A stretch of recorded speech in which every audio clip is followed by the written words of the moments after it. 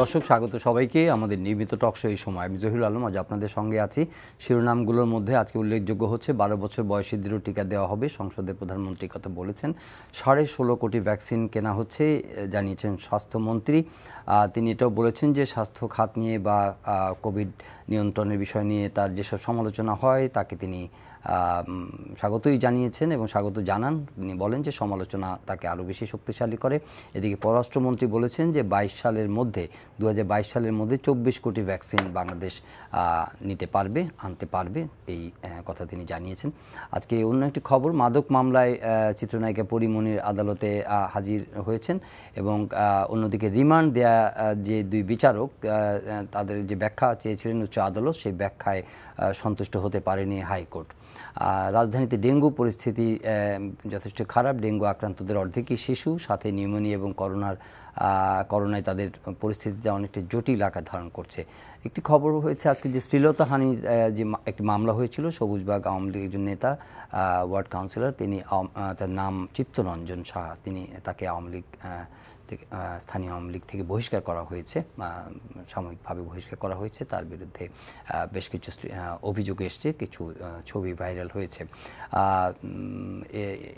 এছাড়া অন্যান্য যে রাজনৈতিক খবর আছে, যেমন আজকে গত 3 দিন ধরে দলের বিভিন্ন পর্যায়ের নেতাদের সঙ্গে, আজকে যুগ্ম এবং মহাসচিব পর্যায়ে, সম্পাদকীয় পর্যায়ের নেতাদের সঙ্গে বিএনপি শীর্ষ নেতারা বৈঠক করেছেন। একটি দিনের শিরোনামগুলোর মধ্যে এগুলি উল্লেখযোগ্য। তবে আমরা আলাপ করব, শিক্ষা প্রতিষ্ঠান খুলে গেছে, উচ্চশিক্ষা প্রতিষ্ঠানগুলো খুলবার অপেক্ষায় আছে। কী ধরনের বিষয় এখন বিবেচনায় নেওয়া হচ্ছে বা নেওয়া হবে শিক্ষা প্রতিষ্ঠানকে ঘিরে, উচ্চশিক্ষা প্রতিষ্ঠানগুলো খুলবার আগে কী প্রস্তুতি, সেগুলো নিয়ে আজকে আলাপ করব। শুরুতেই পরিচিত হব দুজন অতিথির সঙ্গে। স্টুডিওতে রয়েছেন প্রফেসর নিজামুল হক ভূঁইয়া, সাধারণ সম্পাদক, ঢাকা বিশ্ববিদ্যালয় শিক্ষক সমিতি, স্বাগত। রয়েছেন জনাব রাজিকুজ্জামান রতন, কেন্দ্রীয় কমিটির সদস্য, বাসদ, স্বাগত আপনাকে। দিনের শিরোনামগুলো থেকে একটু খবর, জনাব রাজিকুজ্জামান রতন, এই যে ভ্যাকসিনের কথা বলা হয়েছে আজকে সংসদে, কিন্তু ভ্যাকসিনের যে গতিতে ভ্যাকসিন দেওয়া হচ্ছে, গতিটা অতটা জোরালো কি মনে করছেন কিনা? আমাদের ধন্যবাদ। আমাদের আশ্বাস এবং প্রতিশ্রুতির গতিটা যত দ্রুত, প্রাপ্তির গতিটা ঠিক সেই পরিমাণেই স্লোথ। এবং এর মধ্যে আমরা 2-1বার দেখলাম যে গণটিকা দেওয়ার যে উদ্যোগটা নেওয়া হয়েছে সেটা ঠিক শৃঙ্খলার সঙ্গে করা যায়নি, কারণ প্রস্তুতি এবং প্রত্যাশা এই দুটোর মধ্যে বিরাট গ্যাপ ছিল। মানুষের প্রত্যাশা অনেক বেশি, সেই অনুযায়ী প্রস্তুতিটা অনেক দুর্বল। ফলে যে কোনো ঘোষণা দেওয়ার আগে যারা সরকারি কর্তা ব্যক্তি আছেন তাদের তো বুঝতে হবে তাদের স্টকে কি আছে এবং তারা কতজন মানুষকে দিতে পারবেন, তার একটা হিসাব নিকাশ থাকা দরকার। এখনও যেমন আমরা শুনছি যে 16 কোটি টিকা আমাদের হাতে আসতে যাচ্ছে, আবার পররাষ্ট্রমন্ত্রী বললেন না আমরা 22 কোটি কিংবা 24 কোটি টিকাও পাবো। আসলে আমরা কার কথাটা শুনবো? মানে মন্ত্রণালয়ের দায়িত্ব মন্ত্রণালয়ের পালন করা উচিত, পররাষ্ট্র মন্ত্রণালয়ের দায়িত্ব তো পররাষ্ট্র বিষয়ক, কিন্তু আমরা স্বাস্থ্য মন্ত্রণালয়ের দায়িত্ব স্বরাষ্ট্র মন্ত্রণালয় পালন করেন, কখনো কখনো পররাষ্ট্র মন্ত্রণালয় পালন করেন। স্বাস্থ্য মন্ত্রণালয় সেই জায়গায় একটা চূড়ান্ত বলবো যে দায়হীনতারও পরিচয় দেন। আজকে একটা খুব ভালো কথা বলেছেন যে সমালোচনা তাকে শক্তিশালী করে। মানে সমালোচনা তাকে কি শক্তি যোগায়? সহ্য করার শক্তি যোগায় নাকি তৎপরতা বৃদ্ধির শক্তি যোগায়? আমার মনে হয় যে সহ্য করার ক্ষমতাটা বেড়েছে অনেক। যে পরিমাণ সমালোচিত তিনি হয়েছেন, তারপরে তিনি যে সহ্য করে টিকে আছেন, অনেকেই বলেন যে এটা খুবই একটা বিরল দক্ষতা, যে এত সমালোচনা, এত টিটকারি, এত বিদ্রুপ, এগুলো সহ্য করতে পারার ক্ষমতা কিন্তু বিরাট ব্যাপার। তা আমরা যাই হোক সে কথা, এটাও এটা অস্বীকার করা যাবে না যে পরিস্থিতির মধ্য দিয়ে স্বাস্থ্যমন্ত্রী যাচ্ছেন, এমন পরিস্থিতি নিশ্চয়ই এর আগে ইতিহাসে বাংলাদেশে কোনো স্বাস্থ্যমন্ত্রীকে হয়তো বটেই। করোনা তো এর আগে কখনো আসেনি আমাদের, তাই না? কিন্তু একটা জিনিস খেয়াল করার মতো, স্বাস্থ্যমন্ত্রীর হাতে কিন্তু সম্পদ ছিল। যদি সম্পদ না থাকতো তাহলে আমরা এই কথাগুলো বলতাম না। স্বাস্থ্য মন্ত্রণালয়ের হাতে সম্পদ দেওয়ার পরেও সেই সম্পদ ব্যবহার করতে পারছেন না, টাকা ফেরত যাচ্ছে, এটা যেমন একটা সমস্যা। দ্বিতীয়ত, যে সম্পদটা ব্যবহার হচ্ছে সেটা যেভাবে ব্যবহার হতে পারতো, কার্যকরভাবে ব্যবহার হচ্ছে কি? জাস্ট 2টা উদাহরণ যদি দিই, একটা রাজশাহী মেডিকেল কলেজ আর একটা হলো চট্টগ্রাম মেডিকেল কলেজ। দুটোই হচ্ছে 2 অঞ্চলের 2টো বড় মেডিকেল কলেজ হাসপাতাল। 2খানে আইসিইউ সম্বলিত 2টা অ্যাম্বুলেন্স 1.5 বছর ধরে বসে আছে। কেন? ওখানে একজন অ্যানেস্থেশিয়ার বিশেষজ্ঞকে অ্যাপয়েন্টমেন্ট দেওয়া হয়নি, গাড়ি চালক নেই, ফলে প্রতি সপ্তাহে একদিন করে শুধু স্টার্ট দিয়ে গাড়িটা বসিয়ে রাখছেন। তো এটাকে কি বলবেন আপনি? তাহলে আমাদের একদিকে বলছেন 4000 ডাক্তার নিয়োগ দিয়েছি, 10,000 ডাক্তার নিয়োগ দিয়েছি, আর 4000 টেকনোলজিস্ট নিয়োগ দেবেন, হাজার হাজার শুনছি, কিন্তু যেখানে নিয়োগটা দরকার যদি শুধুমাত্র আইসিইউ সম্বলিত অ্যাম্বুলেন্সটা থাকতো তাহলেও তো কিছু মানুষ এই তাৎক্ষণিক সময়ে সে সাপোর্টটা পেতে পারত। আবার অনেক জায়গায় দেখা গেছে যে আমাদের যন্ত্রপাতি যা আমদানি করা হয়েছে তার প্যাকেটটাই খোলেনি। আবার প্যাকেট খুললেও যন্ত্রের সঙ্গে মানুষ তো লাগবে, man behind the machine, it is very important. তা আমাদের মেশিন আমদানি করলাম কিন্তু দক্ষ প্রশিক্ষিত মানুষকে সেখানে অ্যাপয়েন্টমেন্ট দিলাম না, তাহলে কি হবে? স্বাস্থ্য মন্ত্রণালয়ের দায়িত্ব হচ্ছে এগুলোকে ম্যানেজ করা। একটা মন্ত্রণালয়ের মন্ত্রী তো গিয়ে বাড়ি বাড়ি খোঁজ নেবেন না, তিনি মন্ত্রণালয়টাকে দক্ষতার সঙ্গে পরিচালনা করবেন। সেই জায়গায় আমরা দারুণ একটা ঘাটতি দেখেছি। আর যেটা দেখছি যে এখন যে স্কুলগুলো খুলে গেল, এটা কিন্তু দারুণ একটা, দেখুন বাচ্চারা যখন স্কুলে যাচ্ছে মানে কল কল করে উঠছে, তারা এতদিনের অবরুদ্ধ আবেগ তাদের বেরিয়ে এসছে যে প্রায় 550 দিন বাসায় বসে থাকতে থাকতে একদিনের জন্য যদি বিশ্ববিদ্যালয় স্কুলে আসে, তারা কিন্তু উৎসাহের কি মানে অপূর্ব একটা প্রতিচ্ছবি আমরা দেখেছি। উৎসাহের সঙ্গে সঙ্গে যেন আতঙ্কটাও ছড়িয়ে না পড়ে। আমাদের এখন পর্যন্ত আমরা 12 বছরের উপরে যদি টিকা দেওয়া হয়, তাহলে আমরা যদি ধরি প্রাইমারি স্কুল লেভেলে আমাদের ছাত্রছাত্রীর সংখ্যা হচ্ছে 2 কোটি, আর প্রাইমারি স্কুলে যায়নি এইরকম সংখ্যাও যদি ধরে আরও 2 কোটি, তাহলে 4 কোটি। এই 4 কোটি বাদ দিলে 16 কোটি 91 লক্ষর মধ্যে, কারণ 17 কোটির মধ্যে 4 কোটি বাদ দিলে 13 কোটি।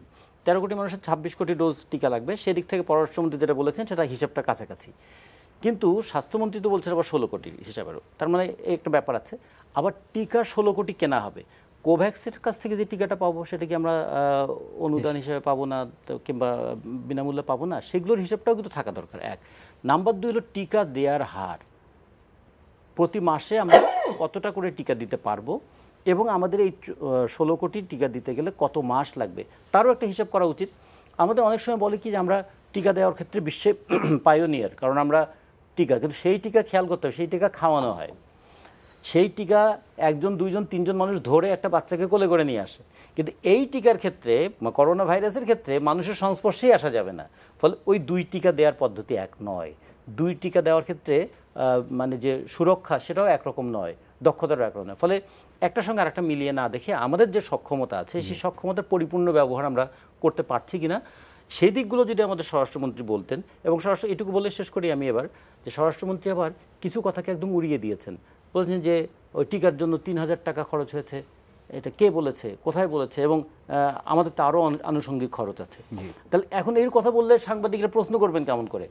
আমরা অক্সফোর্ড অ্যাস্ট্রাজেনেকার টিকা যখন আমরা $5 নিলাম, তা বাংলাদেশের টাকায় স্ট্রেট হিসাব করলে 425 টাকা হয়। তার সঙ্গে মানে তাহলে কি আমাদের 425 টাকার টিকা দিতে গিয়ে আমাদের 2500 টাকা খরচ হয়?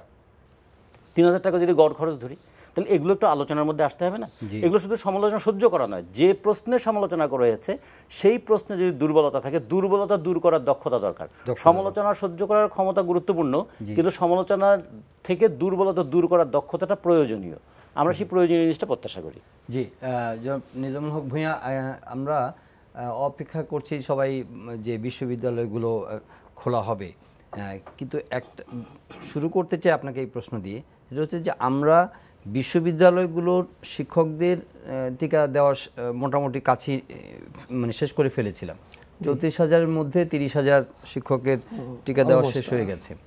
বিশ্ববিদ্যালয়ের শিক্ষার্থীদের মধ্যে প্রায় 80,000 শিক্ষার্থী প্রথম ডোজ নিয়েছিল, আর 6,000 প্লাস 6,000 দ্বিতীয় ডোজ নিয়েছে। তো ভালো কথা, কিন্তু স্কুলের বাচ্চাদের কিন্তু টিকা নেওয়ার কথা না, মানে টিকা ওইভাবে নেওয়া হয়নি, তাদের বয়সে হয়নি এরকম। কিন্তু দেখা গেল আমরা বাচ্চাদেরকে আগে স্কুল খুলে তাদেরকে স্কুলে পাঠালাম, ভালো কথা, যেহেতু তারা অনেকদিন ধরে ওয়েট করছিল। তা আমরা যাদের প্রস্তুতি ছিল, মানে বিশ্ববিদ্যালয়ে আপনারা যারা প্রতিনিধিত্ব করছেন, তাদেরকে না খুলে তাদের ক্লাস যেখানে চালু করা যেত সেটা আগে না করে আগে আমরা বাচ্চাদেরকে খুলে দিলাম, কেন তাদের আপনাদের বিশ্ববিদ্যালয় খুলতে এত দেরি কেন হচ্ছে? ধন্যবাদ আপনাকে। বিশ্ববিদ্যালয়ে কতগুলো সমস্যা আছে। সমস্যা হলো যে প্রথম হলো যে আমাদের 1,30,000 ছাত্র বিভিন্ন পাবলিক বিশ্ববিদ্যালয় হলগুলোতে থাকে।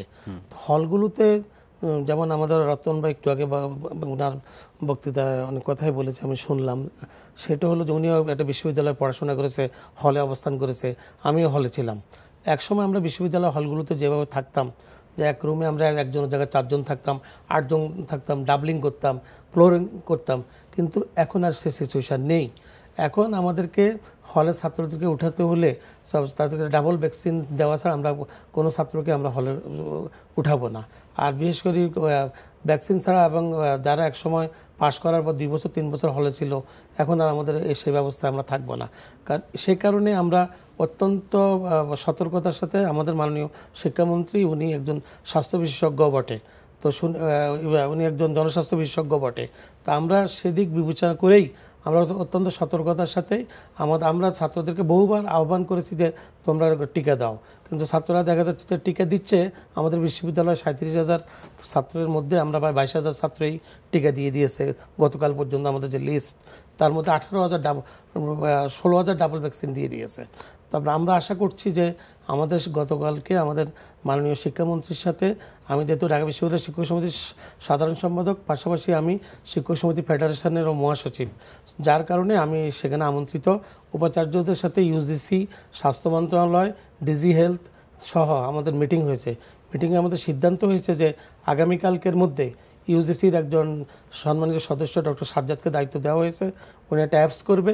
অ্যাপসের মাধ্যমে আমাদের ছাত্ররা তাদের নামগুলো, যারা ইতিমধ্যেই টিকা দিয়েছেন তারা ছাড়া, যারা রেজিস্ট্রেশন এখনও করেন নাই, তারা তাদের এনআইডি না থাকলেও তাদের জন্ম নিবন্ধন কাগজ দিয়ে অথবা তাদের পাসপোর্ট থাকে সেটা দিয়ে, প্রয়োজন বোধে আরেকটাও প্রস্তাব করা হয়েছে, প্রয়োজন বোধে সেটাও করা হবে যে তাদের মেট্রিক ইন্টারমিডিয়েট সার্টিফিকেট সেখানেও আছে, সেটা একটু জটিল হয়। সে কারণে ওই 3টি পদ্ধতির মাধ্যমে তারা রেজিস্ট্রেশন করবে এবং আগামী 27 তারিখের মধ্যেই তাদেরকে সবাইকে টিকা দিতে হবে। আচ্ছা, জি।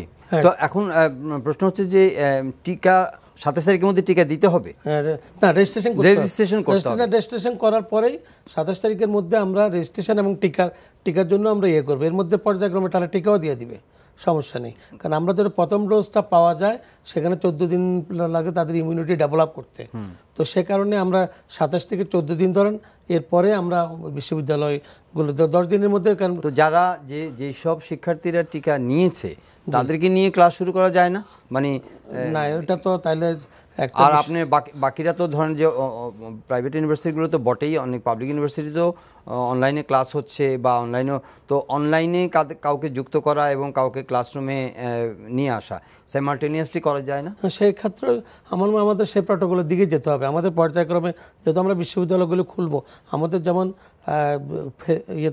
বিভিন্ন অঞ্চলে যে বিশ্ববিদ্যালয়গুলো আছে তাদের ছাত্রছাত্রীর সংখ্যা কম, তারা বলছে যে আমাদের লক্ষ্য কি সব স্টুডেন্টকে একসঙ্গে ক্যাম্পাসে নিয়ে আসা। আমাদের লক্ষ্য সেভাবে না, আমরা আগের মতো হয়তো সেভাবে পারবো না।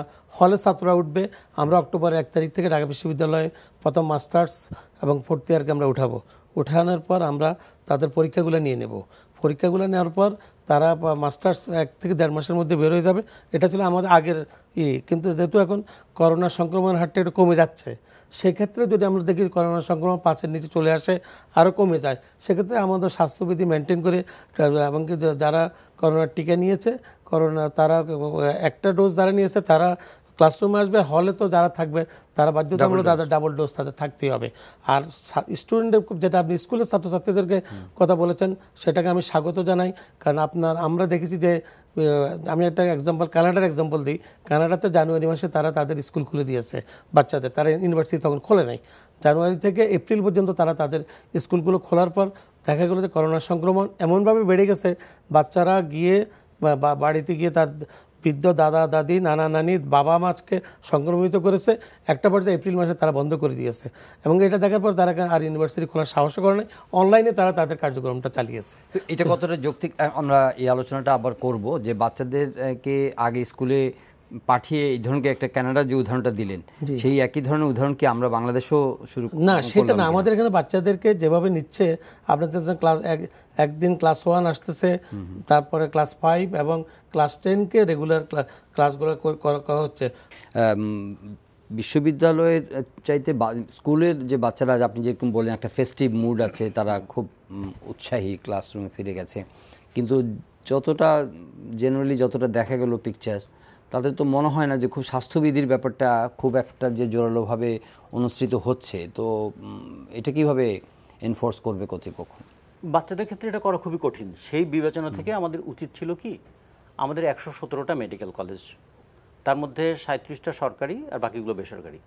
আমরা করোনার সময় মেডিকেল কলেজ বন্ধ রেখেছিলাম কেন? মেডিকেল কলেজের ছাত্রদেরকে তো বরঞ্চ এই 2 বছর ভালো করে পড়িয়ে তাদেরকে আমরা অনেক ক্ষেত্রে স্বাস্থ্য ফিল্ড অ্যাসাইনমেন্ট দিয়ে দিতে পারতাম। হ্যাঁ, আমরা কিন্তু সেটা বন্ধ রেখেছি। বিশ্ববিদ্যালয়ের ছাত্ররা অনেক সচেতন। এর মধ্যে অনেকগুলো বিশ্ববিদ্যালয় আছে যেগুলো একদম আবাসিক বিশ্ববিদ্যালয়, যেমন জাহাঙ্গীরনগর বলেন, কৃষি বিশ্ববিদ্যালয় বলেন, কিংবা আরও কয়েকটা বিশ্ববিদ্যালয় আছে, সেগুলোর ক্ষেত্রেও আমরা কিন্তু বিবেচনা করতে পারতাম। কিংবা ঢাকা বিশ্ববিদ্যালয়টা হচ্ছে এমন একটা বিশ্ববিদ্যালয়, ঢাকা বিশ্ববিদ্যালয় যতটা না বিশ্ববিদ্যালয় তার চেয়ে বেশি হলো প্রতিষ্ঠান। ঢাকা বিশ্ববিদ্যালয় হয় না এমন কোনো কাজ নেই, সেটা জাতীয় রাজনীতি বলি, সাংস্কৃতিক আন্দোলন বলি, সামাজিক আন্দোলন বলি, যে কোনো ক্রাইসিস হলে মানুষ একটু ঢাকা বিশ্ববিদ্যালয়ের দিকে আসতে চায়। ফলে ঢাকা বিশ্ববিদ্যালয়ের চরিত্রটা পৃথিবীর যে কোনো বিশ্ববিদ্যালয়ের তুলনায় একটু ডিফারেন্ট। ফলে সেই বিশ্ববিদ্যালয়ের সবচেয়ে সচেতন ছাত্রছাত্রীরা থাকবে বলেই তো আমরা আশা করি। ফলে হলগুলোতে যদি সিটিং অ্যারেঞ্জমেন্টটাকে প্রপার করা এবং ছাত্রদেরকে যদি সচেতন করার উদ্যোগটা নেওয়া যেত, তাহলে অনেক সময় বলে না যে বড়দের কাছ থেকে ছোটরা শেখে, তাহলে আমরা প্রাইমারি স্কুলগুলোকেও একটা নিয়ন্ত্রণে আমরা আনতে পারতাম। কিন্তু আমরা করেছি ওই কানাডার উদাহরণটা দেখেছি, শিক্ষাটা নিই নাই। কানাডার উদাহরণ যে তারা বাচ্চারা আসার পরে সংক্রমণটা ছড়িয়েছে। বাচ্চাদের যেহেতু ইয়ংদের ইমিউনিটি বেশি বলে তারা হয়তো আক্রান্ত হচ্ছে না, কিন্তু ক্যারিয়ার হিসেবে তো তারা ভেরি স্ট্রং। আক্রান্ত হচ্ছে কিন্তু তারা ইয়ে করতে পারে, উপসর্গবিহীন হচ্ছে অনেকে, অথবা এটাকে তার ইমিউনিটি দিয়ে ট্যাকল করে ফেলতে পারে। বয়স্কদের মধ্যে ছড়িয়ে দেওয়ার ক্ষেত্রে যথেষ্ট, অনেকে মারাও গিয়েছে, সেটা ক্যারিয়ার হচ্ছে আর কি। তো সেই জায়গায়, কিংবা উল্টো দিক থেকে দেখুন, আমাদের যে আমাদের বাংলাদেশের মানুষের যে পপুলেশন ডেন্সিটি, আমাদের ফ্যামিলি সাইজ, গড় ফ্যামিলি সাইজ আমাদের প্রায় 5। তার মানে একটা ফ্যামিলিতে যদি 2জন বাচ্চা থাকে, বাচ্চা না হয়ে ঘরে থাকলো, বাবা মা তো কাজের জন্য বাইরে গিয়েছেন, তারা তো আবার বাইরে থেকে ভিতরে আসছেন, ফলে প্রতি মুহূর্তে আমরা কিন্তু সংক্রমণের একটা ঝুঁকির মধ্যেই থাকি। ফলে এক্ষেত্রে সতর্কতার কোনো বিকল্প নাই। ঘরে থাকলে সতর্ক থাকতে হবে, ঘরের বাইরে গেলে মাস্ক পরতে হবে, এবং আমাদের যত দ্রুত সম্ভব ভ্যাকসিনেটেড হতে হবে। এর বাইরে তো আর কোনো বিকল্প আমাদের জানা নেই। ফলে আমাদের সেই পদক্ষেপগুলো কিন্তু আমাদের অভিজ্ঞতা যতটুকু অর্জন করেছি, উদাহরণ যতটুকু দেখেছি, আমরা প্রয়োগ কিন্তু ততটা করি নাই। শিক্ষা প্রতিষ্ঠান খোলার ক্ষেত্রেও কিন্তু সেই ব্যত্যয়টাই ঘটলো। তারপরে আমরা যেটা বলবো, এখন প্রাইমারি এই যে ছোটদেরকে আগে আমরা ছেলে দিলাম স্কুলে, বড়দেরকে, এবং প্রত্যেকটা জায়গায় আবার তারা কিন্তু ব্যাকল্যাশ হয়েছে এটার। প্রত্যেকটা জায়গায় কিন্তু ওই শিক্ষাটা আমাদের নেওয়া দরকার ছিল। যে মানে না, অনেক জায়গায় হয়েছে, আপনি বলছেন ডক্টর নিজাম, আপনি বলছেন, কিন্তু আমরা অনেক জায়গায় উদাহরণ না দেখে আমরা নিজেরা কি এখানে বেটার অপশন হিসেবে আগে বড়দেরকে পাঠাতে পারতাম কিনা? বড়দেরকে পাঠিয়ে তারপরে আমাদের টিকাই নেওয়া হয় নাই। এখন বড়রা যেভাবে আক্রান্ত হয়ে মারা যাবে, ছোটদের ক্ষেত্রে তো এই ঝুঁকিটা কম। যদিও ডেল্টা ভেরিয়েন্টে আমাদের অনেক শিশু মারা গিয়েছে, আমাদের বাংলাদেশেও মারা গিয়েছে, পৃথিবীর অন্যান্য জায়গায়ও এটা একটু রিস্ক হয়ে গেছে। কিন্তু এখন ডেল্টার যে স্পিডটা, মানে অর্থাৎ সংক্রমণের হারটাও কমেছে, এবং কি যে আগে যেরকম এটাকে ভয়ঙ্কর হিসাবে, যেমন আমি গতকালকে একজন ডাক্তার বলেছেন যে, বাইরে একজন ডাক্তারের কথা আমি শুনেছি যে আগে যতটা ভয়ঙ্কর মনে হতো, এটার কিন্তু স্পিডটা কমে যাচ্ছে। তো সেটা একটা আশার আলো আমরা দেখছি। হয়তো একটা পর্যায়ে আমরা করোনা হয়তো আমাদের সাথে থাকবে, এটা ওই যে ফ্লুর মতো, যেটা হয়তো আমাদেরকে হয়তো ওইভাবে সংক্রমিত না করে মৃত্যুর ঝুঁকিটা হয়তো কমবে, কিন্তু করোনা হয়তো আমাদের থেকেই যাচ্ছে। যার জন্য রতন ভাই যেটা বলেছেন যে আমাদের ভ্যাকসিনের কোনো বিকল্প নেই। আমাদের এতগুলো 16,000 কমিউনিটি সেন্টার আছে, আমাদের ইউনিয়ন থেকে থানা পর্যায় থেকে করে ডিস্ট্রিক্ট পর্যায়ে আমাদের 10 লক্ষ স্বাস্থ্যকর্মী আছে। এবং কি আপনারা দেখেছেন যখন কোনো টিকা আরম্ভ হলো, একদিনে বাংলাদেশে রেকর্ড করেছে, কিন্তু করোনা সাপ্লাই তো থাকতে হবে টিকা না, তখন দেখেছে যে মানুষের, যেটা উনি বলেছেন যে সমন্বয়ের একটা অভাব ছিল, সরকারও ভাবে নাই বা স্বাস্থ্য মন্ত্রণালয় ভাবে নাই যে মানুষ এইভাবে লাইন দিয়ে যে টিকার জন্য এসে যাবে। সেক্ষেত্রে কিন্তু ঝুঁকির সংখ্যাটাও বেড়ে গেছে, কারণ কেউ স্বাস্থ্যবিধি মানছে না, সবাই কার আগে কে টিকা নেবে সেটা। কিন্তু সরকার তো অন টেস্ট দেখেছিল যে কি হতে পারে, কিন্তু দেখলো যে না, মানুষের আগ্রহ আছে। আমাদের টিকা প্রাপ্তির কারণেই হয়তো আমাদের দেরি হচ্ছে। তবে সরকার, আমার মাননীয় প্রধানমন্ত্রী যেটা বলেছেন যে এই বছর 16 কোটি টিকার কথা বলেছেন, আমাদের পররাষ্ট্রমন্ত্রী বলেছে 24 কোটি টিকার কথা। তবে আমি যেটা রতন ভাইকে বলবো, আমাদের পররাষ্ট্রমন্ত্রী জাপান গিয়ে টিকার ব্যাপারে উনি আলোচনা করেছে, ওয়াশিংটন গিয়ে আলোচনা করেছে, স্বাস্থ্যমন্ত্রীও করেছে। তো আমার মনে হয় পৃথিবীর সব জায়গায় যাদের টিকার প্রয়োজন, তারা হয়তো তাদের বিভিন্ন মন্ত্রণালয়কেই হয়তো বলে যে আপনারা যে যেখান থেকে পারে চেষ্টা করছেন। না, কিন্তু উনি রতন ভাই যেটা বলছে, আমিও এই প্রশ্নটিকে রাখতে চাই, সেটা হচ্ছে যে সরকারের যে ফ্যাক্টস ফিগারস এবং যে অ্যানাউন্সমেন্ট, যে স্টেটমেন্টসগুলো থাকবে, সেগুলোর মধ্যে এক ধরনের সমন্বয় কিন্তু দরকার আছে। যার যখন প্রয়োজন, যেইভাবে পারবেন সেভাবে খালি একটা প্রজেকশন দিয়ে দিলে তো জিনিসগুলো ক্রেডিবল হয় না। না, সেটা হয় না। যেমন আজকে পার্লামেন্টের স্বাস্থ্যমন্ত্রী বলেন যে 16 কোটি টিকা কেন বা উনি 22 সালের মধ্যে 24 কোটির একটা স্বপ্ন দেখালেন, মানে হুইচ হ্যাজ বিন নেসেসারিলি কি বলে যে should have been in knowledge with the health minister. Health মিনিস্ট্রির মুখপাত্র থেকে আসলে মিনিস্টার তো এটা জানার কথা আগে। হেলথ মিনিস্ট্রির মুখপাত্র না, এটা তো আপনারা প্রথম দিকে করোনার যখন আরম্ভ হলো তখন আমাদের স্বাস্থ্যমন্ত্রী নিজে বলেছে কোথায় কি হচ্ছে আমি অনেক কিছু জানি না। তো সেটা তো এটা শুধু আমাদের দেশে না, আপনি দেখেন ব্রাজিলের মতো দেশে করোনা সংক্রমণ ঠেকাতে গিয়ে 4 জন স্বাস্থ্যমন্ত্রী পদত্যাগ করেছে এই পর্যন্ত। না আমাদের দেশে তো পদত্যাগ কালচার নাই, না ওখানে দেশে তো কালচার আছে না, কালচার ওখানে ওরা মানেও নাই। আমাদের তো চেষ্টা করা হচ্ছে, কিন্তু প্রতিদিন লক্ষ লক্ষ লোকের মিছিল দায়িত্ব নেওয়া হয়, হাজার মানে 1000 1000 2000 3000 লোক মৃত্যুবরণ করছে ব্রাজিলে, এখন সেকেন্ড হাইয়েস্ট মৃত্যু তাদের। ইন্ডিয়াতে দেখেন নাই তো। সুতরাং আমি যেটা মনে করি সেটা হলো যে আমাদের ওই সমস্ত দেশের স্বাস্থ্যমন্ত্রী পদত্যাগ করেছে এবং ওখানে আপনি কি মনে করেন যে আমাদের দেশে স্বাস্থ্যমন্ত্রীর এ ধরনের একটা কঠিন সিদ্ধান্ত নেওয়ার মতো সময় কি আমাদের দেশে আসেনি? যে আলোচনাগুলো হয়েছে ইভেন পার্লামেন্টের সরকারি দলের এমপিরা পর্যন্ত ওনার পদত্যাগ দাবি করেছেন। না সেটা দাবি করেছে, এখন উনি যেটা রতন ভাই বলেছেন যে ওনার সহ্য ক্ষমতা অনেক বেশি আছে, কিন্তু আমরা বলছি যে এই পরিস্থিতি উনি যে মোকাবেলা করছেন সেটাও আমরা আলোচনা করেছি, কারণ এটা একটা আনপ্রেসিডেন্টেড এবং উনি এই সিচুয়েশনের মধ্যে দিয়ে উতরে গেছেন না ওনার সহ্য শক্তি দিয়ে। না সহ্য শক্তি দিয়ে এবং উনি চেষ্টাও করেছে একটা সমন্বয়ে, হয়তো ওই ধরনের লজিস্টিক সাপোর্ট উনি পান নাই বিরায় ওনার কিছুটা ব্যর্থ ঘটেছে। লজিস্টিক সাপোর্ট কে প্রোভাইড করবে ওনাকে? না মন্ত্রণালয়, ডিজি হেলথ, এখানের মধ্যে আমরা নিজেরাই ঢাকা বিশ্ববিদ্যালয়ে যখন আমরা করোনা টেস্ট করব তখন আমরা স্বাস্থ্য মন্ত্রণালয় থেকেও আমরা সহযোগিতা পাইনি। আমি আমার ঢাকা বিশ্ববিদ্যালয় এক্সাম্পল দিচ্ছি, আমাদের উপাচার্য টেলিফোন করে, আমি নিজে শিক্ষক সমিতির সাধারণ সম্পাদক হিসেবে তৎকালীন স্বাস্থ্য সচিবকে ফোন করেছি, ওনারা ভাবছে যে আমরা করতে পারবো না। আমার এখানে মাইক্রোবায়োলজিস্ট আছে, বায়োকেমিস্ট আছে, ফার্মাসিস্ট আছে, নিউট্রিশনিস্ট আছে, আমাদের কেমিস্ট আছে, আমাদের মেশিন আছে। আজকে মানে আর্টিফিশিয়াল মেশিন আপনি দেখেন শাহজালালে হচ্ছে, যশোর লিড করছে। শাহজালাল ইউনিভার্সিটি আমাদের ফরিদউদ্দিন আমাদের নেতৃত্বে ঢাকা ইউনিভার্সিটি আমরা করেছি কিন্তু আমাদেরকে কেন জানি আমরা হাইলাইটেড হইতে পারি নাই।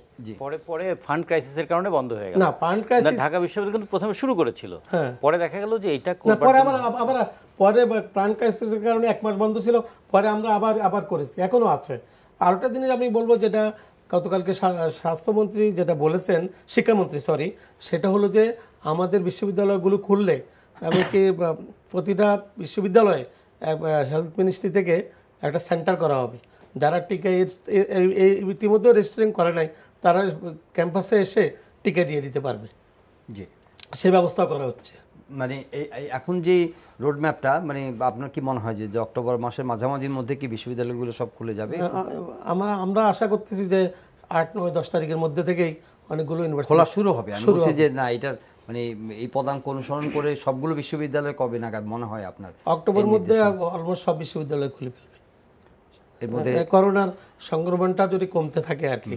আর আমরা অনলাইন কিন্তু বিশ্ববিদ্যালয় শিক্ষার্থীদের বেলায় তো টিকাদানের বিষয়টা নিশ্চিত করার কথা বলা হচ্ছে। তো মিনওয়াইল আপনি বিশ্ববিদ্যালয়ের শিক্ষার্থীরা যদি টিকা পেয়ে যায় তাহলে তো তাদের ক্লাস মানে সংক্রমণ বাড়ুক কমুক, ক্লাস চলতে থাকলে তো কোনো অসুবিধার কিছু নেই। না সেটা অসুবিধা হবে না, কিন্তু যদি জাতীয়ভাবে আপনি ধরেন যেমন আমাদের আজ থেকে 2 মাস আগে 32% ছিল, 30% ছিল, এটা একটা ভয়ঙ্কর পরিস্থিতি। আমরা কঠিন লকডাউন, স্ট্রিক্ট লকডাউন যাই বলেন আমরা দিয়েছি। তো সেই পরিস্থিতি হলে আমাদেরকে অনলাইনে পরীক্ষা নিতে হবে, সেটা আলাদা কথা। কিন্তু সংক্রমণটা যদি একটা আমাদের মানে আয়ত্তের মধ্যে থাকে তাহলে আমরা সবগুলো বিশ্ববিদ্যালয়ে ক্লাস চলবে, পরীক্ষা চলবে, সশরীরে ক্লাস পরীক্ষাগুলো হবে। তবে আমরা একটা সিস্টেম রেখে দেবো যাতে করে আমাদের কিছু ক্লাস অনলাইনে থাকে। আর আপনি যে কথাটা বলেছেন যেহেতু অনেক ছাত্র ভ্যাকসিনেটেড না হয়ে তারা ক্লাস নিবে কিভাবে, সেক্ষেত্রে আমরা অনলাইনেরও ব্যবস্থা করবো বলে আশা করছি। না কিন্তু ভ্যাকসিনেশনের তো প্রক্রিয়াটা মানে রোডম্যাপটা তো দেওয়া হয়েছে, তো তারা ভ্যাকসিনেটেড না থাকার মতো কোনো কারণ এটা আমাদের কোমলমতি ছাত্রদেরকে আমি নিজেও এখন অনুরোধ করব, যে সমস্ত ছাত্রছাত্রীরা এখনো টিকা নিবন্ধন করেন নাই, আপনারা কিন্তু আমরা আগামীকাল থেকে ইউজিসির মাধ্যমে যে আবেদনটি করা হবে সেখানে আবেদন করে 27 তারিখের মধ্যেই যেন সবাই প্রথম ডোজ অন্তত দিয়ে দেয়। এটাই কিন্তু আমাদের গতকালকের মিটিংয়ের সারমর্ম ছিল। মানে আবেদন যদি করে সঙ্গে সঙ্গে তাদের ডেট দিয়ে দেওয়া হবে? হ্যাঁ দিয়ে দেওয়া হবে সাথে, কারণ আমার তো অত স্টুডেন্ট না, তাই না? আমাদের মাত্র জাতীয় বিশ্ববিদ্যালয় পর্যায়ে, জাতীয় বিশ্ববিদ্যালয় এবং ঢাকা বিশ্ববিদ্যালয়, পাবলিক বিশ্ববিদ্যালয়, সব প্রাইভেট বিশ্ববিদ্যালয় মিলিয়ে আমাদের 41 লক্ষ ছাত্রী। এর মধ্যে আমাদের ধরুন যে আমাদের 20-25 লক্ষ ছাত্রছাত্রী টিকা হয়ে গেছে। তা আমাদের আর বাকি যে ছাত্রছাত্রীরা আছে তারা ইতিমধ্যে নিবন্ধন করলেই সব বিভিন্ন জায়গায় যে সেন্টারে তাদের SMS আসবে এবং সাথে সাথে তারা টিকা নিয়ে নেবে। জি, জনাব রাজিকুজ্জামান রতন, এই বিষয় থেকে একটু অন্যত্র যাই। এই যে আমাদের শিক্ষাক্রম পরিবর্তনের এক ধরনের পরিকল্পনা করা হয়েছে, এটা সম্পর্কে আপনার? তার আগে ছোট্ট একটু বলে নেই, আমাদের মানে পাবলিক বিশ্ববিদ্যালয়গুলোতে ছাত্রছাত্রীর সংখ্যা ধরেন 2 লক্ষের মতো, প্রাইভেট বিশ্ববিদ্যালয়ের ছাত্রছাত্রীর সংখ্যা আমাদের প্রায় 3.5 লক্ষের মতো। হ্যাঁ, 2 লক্ষের একটু বেশি আর 3.5 লক্ষের মতো। এই তো আমাদের, তাহলে এই 5.5 লক্ষ কিংবা 6 লক্ষ যদি বিশ্ববিদ্যালয় লেভেল ধরি, আর জাতীয় বিশ্ববিদ্যালয় অধিভুক্ত কলেজ টলেজ সব মিলে তখন 13 থেকে 14 লক্ষ ছেলে মেয়ে। তাহলে এইটাকে আমাদের বিশ্ববিদ্যালয় 30 লাখ। হ্যাঁ, আচ্ছা, এইটাকে আমাদের অ্যাকোমোডেট করা তো খুব কঠিন ব্যাপার না, 1 মাসেই তো এটা সব করা সম্ভব। ফলে আমি মনে করি যে এটা ডাটাবেজ আছে, তারা শিক্ষিত, সচেতন এবং দায়িত্বশীল মানুষ, সরকারি উদ্যোগ হলে এদেরকে টিকার মধ্যে আনাটা কোনো কঠিন ব্যাপার নয়। তার মানে এই উদ্যোগটা দরকার এখানে, এবং এর সঙ্গে একটা ডিসিপ্লিনটা মেনটেন করা দরকার, ঘোষণায় যেন আমাদের উদ্যোগটা থেমে না থাকে। আর তারপরে যে বিষয়টা আপনি আনলেন, আমরা দীর্ঘদিন ধরে বলে আসছিলাম আমাদের শিক্ষাক্রমটা আধুনিক করা উচিত, বিজ্ঞানসম্মত করা উচিত, আমাদের শিক্ষামূলক করা, হ্যাঁ, একই পদ্ধতির শিক্ষা হওয়া উচিত। যেমন ধরেন তিনি খাদ্য পুষ্টি বিজ্ঞানে আছেন, তিনি দেখেন মানে বিজ্ঞান আমাদেরকে কি শেখায়, কলা সে হিন্দু চাষি ফলন করুক আর মুসলিম চাষি ফলন করুক, পুষ্টিমান তো একই। অথবা কলা যেটি আমি খাচ্ছি সেটা আপনি খান আর আমি খাই, একই ধরনের পুষ্টি তো পাচ্ছি। ফলে শিক্ষার দৃষ্টিভঙ্গিটা কি হবে, বিজ্ঞান, সাম্প্রদায়িকতার বাইরে।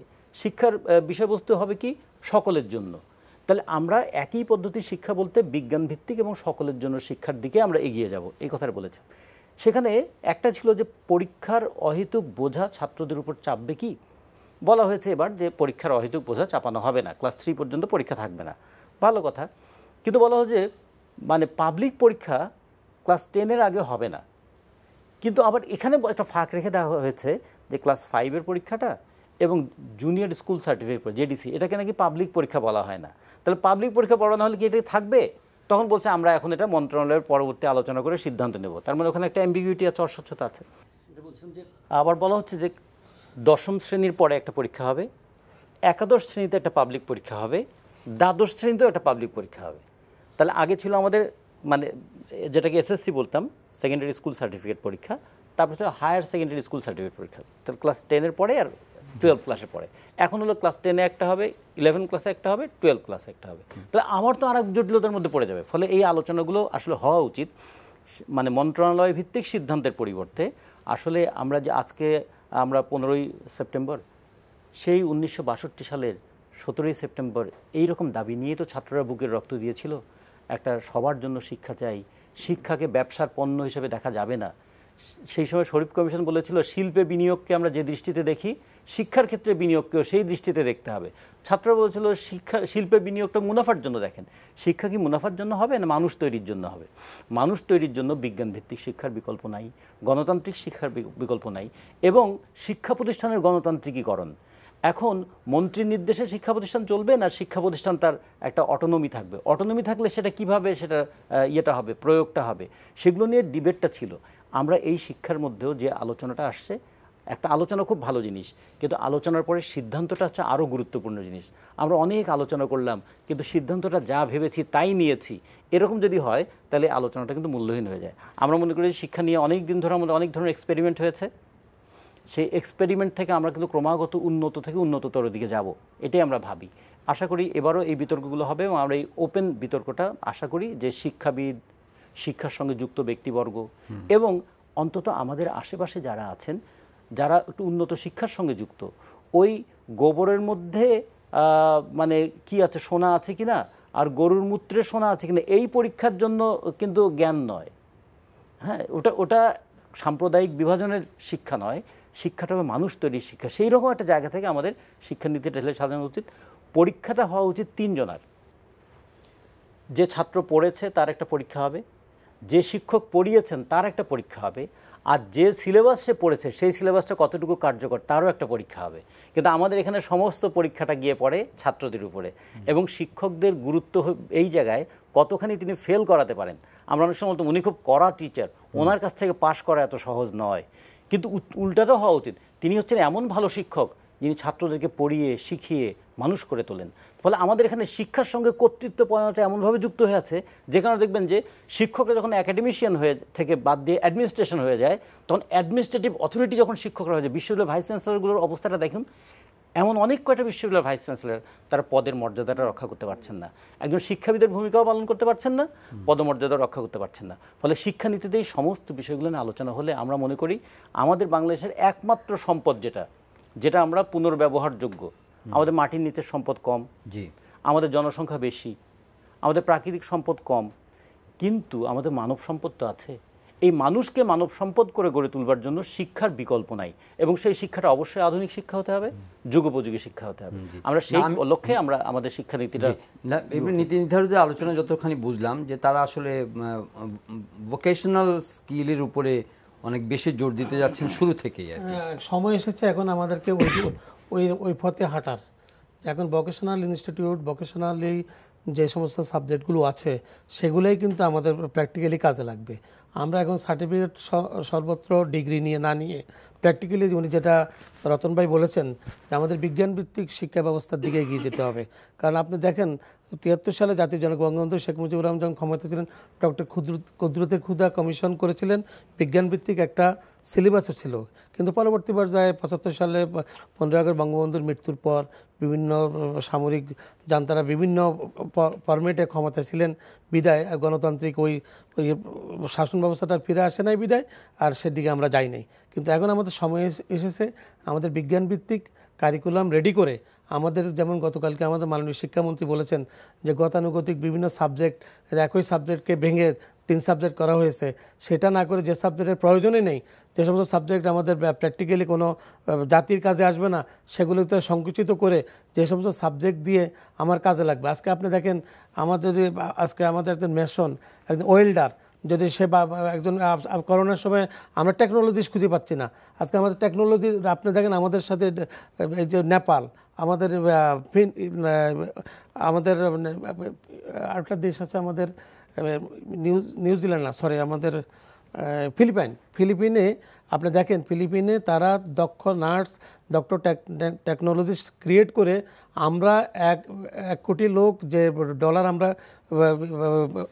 18 বিলিয়ন ডলার আমরা পেয়ে থাকি, আর তারা দেখা যাচ্ছে যে শুধু 24,000 দক্ষ লোক দিয়া তারা 37 বিলিয়ন ডলার ইনকাম করছে, দক্ষতার কারণে, টেকনোলজির কারণে। তা আমাদের এখন সময় এসেছে আমাদের টেকনোলজিস্ট ডেভেলপ করতে হবে। আমাদের ইউনিভার্সিটিগুলোতে, যেটা সায়েন্স অ্যান্ড টেকনোলজি ইউনিভার্সিটি, সেখানে সায়েন্স অ্যান্ড টেকনোলজির সাবজেক্টে থাকবে। আমি সেখানে যদি আমার বিভিন্ন সাবজেক্টগুলো খুলে দিই, বিভিন্ন সাবজেক্টগুলো ওপেন ইউনিভার্সিটিগুলো আছে আমাদের ঢাকা বিশ্ববিদ্যালয়, আমাদের কুমিল্লা বিশ্ববিদ্যালয়, যেগুলো বিজ্ঞান একবারে অ্যাবসলিউটলি সায়েন্স না, এখানে সায়েন্স থাকবে, কমার্স থাকবে, আর্টস থাকবে। দেখা যাচ্ছে কোনো কোনো বিশ্ববিদ্যালয় যেখানে একবার বলাই হয়েছে যে এই সাবজেক্টে স্পেসিফিক এই বিশ্ববিদ্যালয়ের নামটা এটা, সেখানে দেখা যাচ্ছে এমন সাবজেক্ট খুলেছে ছাত্র ভর্তি করানোর জন্য। আমাদের সেদিকে আর যাওয়া যাবে না, আমাদের এখন প্র্যাকটিক্যাল হতে হবে। আর সিলেবাস উনি যেটা বলেছেন যে আমাদের 3টা পরীক্ষা, এটা তো আমাদের মাত্র শিক্ষা মন্ত্রণালয় থেকে শিক্ষামন্ত্রী বা আমাদের শিক্ষা সচিবরা একটা রূপরেখা দিয়েছে যে আমরা এইভাবে এভাবে করতে চাচ্ছি। এটা আলোচনা হবে, এটা আমাদের দক্ষ যারা এ লাইনে এক্সপার্টিস আছে তাদেরকে নিয়ে। তবে আমি যেটা বলবো, আগে অতীতে যেটা করা হচ্ছে এটা করা ঠিক হয় নাই।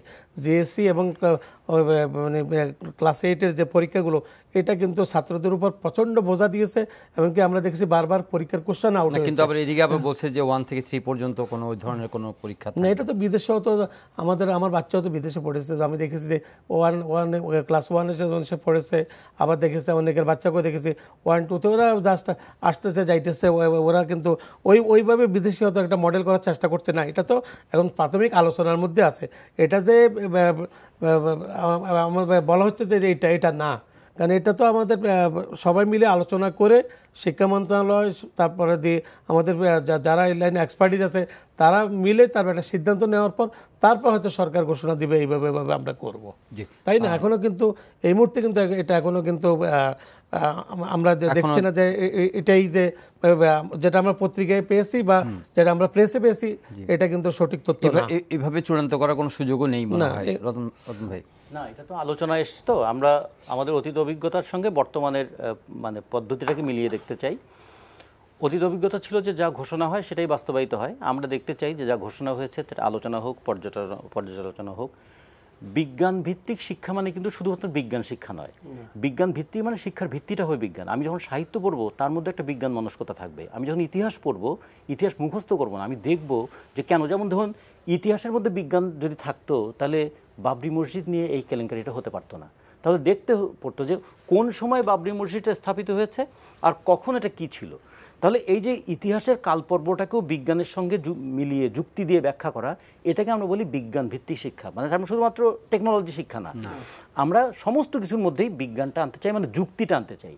যুক্তি বাইরে কোনো কিছু গ্রহণ করা নয়, যুক্তিকেই জীবনের পাথেয় হিসেবে নেওয়া।